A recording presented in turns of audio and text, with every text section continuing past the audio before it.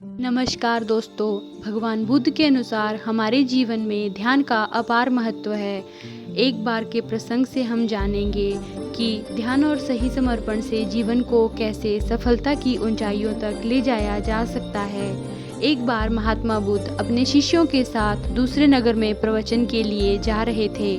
काफ़ी दूर चलने के बाद सभी शिष्य थक गए और महात्मा जी से बोले, गुरुजी, यदि आपकी आज्ञा हो तो कुछ देर रुककर हम विश्राम कर लेते हैं। महात्मा जी ने कहा, वत्स, यहाँ नहीं, कहीं उचित स्थान देखकर ही हम विश्राम करेंगे। फिर कुछ देर चलने के बाद उन्हें एक खेत दिखाई दिया। उस खेत पर एक बुजुर्ग और एक छोटा लड़का खेत जोतने का काम कर रहे थे। महात्मा जी ने उस बुजुर्ग से पूछा, हे मान्यवर, क्या हम यहाँ पर कुछ देर विश्राम कर सकते हैं? उस बुजुर्ग ने महात्मा जी को पहचान लिया और हाथ जोड़कर उनको प्रणाम किया और कहा, हे महात्मा जी, यह हमारी खुशनसीबी है कि आप हमारे खेत पर पधारे हैं। आप उस पेड़ के नीचे जाकर विश्राम करें, मैं आपके जलपान का प्रबंध करता हूँ। महात्मा जी बोले, हे मान्यवर, आप अपना कार्य पूर्ण करें, हमें कुछ नहीं चाहिए।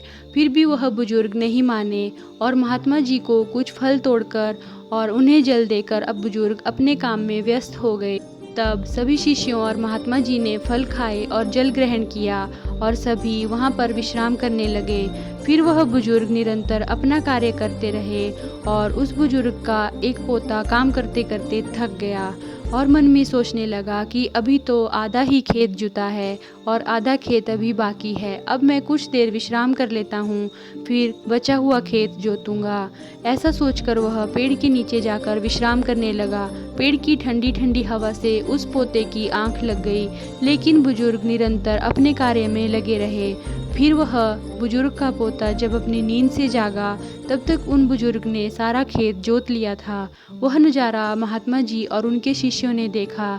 तभी महात्मा बुद्ध से उनके शिष्य बोले, हे गुरुजी, इन बुजुर्ग की उम्र इतनी अधिक होने के बावजूद भी बिना विश्राम किए ही उन्होंने सारा खेत जोत लिया, और दूसरी ओर पोते की उम्र उनसे छोटी होने के बावजूद भी आधा खेत जोतकर विश्राम करने चला गया। ऐसा जोश सराहनीय है। उन बुजुर्ग में ऐसा जोश देखते ही बन रहा है और वहीं उनका पोता आलस्य में आकर विश्राम करने चला गया।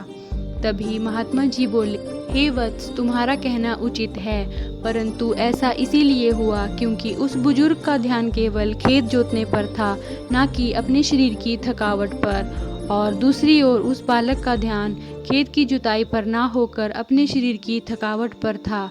इससे हमें यह शिक्षा मिलती है कि हमें अपना ध्यान हमेशा अपने लक्ष्य पर केंद्रित रखना चाहिए, अन्य कहीं भी नहीं। यह कहकर महात्मा जी और उनके शिष्य उस बुजुर्ग का अभिवादन करके अपने मार्ग पर चल दिए। निष्कर्ष दोस्तों, इस कहानी के माध्यम से हमने देखा कि एक सफल जीवन के लिए ध्यान और समर्पण का क्या महत्व है।